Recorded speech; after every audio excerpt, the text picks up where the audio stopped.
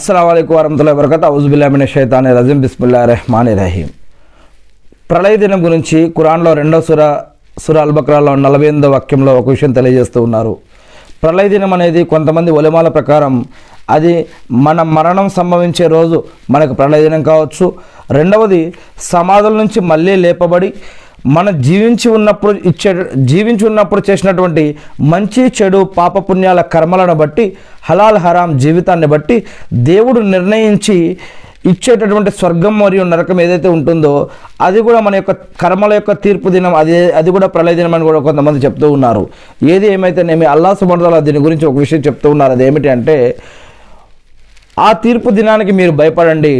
అప్పుడు ఒక వ్యక్తి మరొక వ్యక్తికి ఏ విధంగానూ ఉపయోగపడలేడు మరియు అతని నుండి ఎట్టి సిఫారసు అంగీకరించబడదు.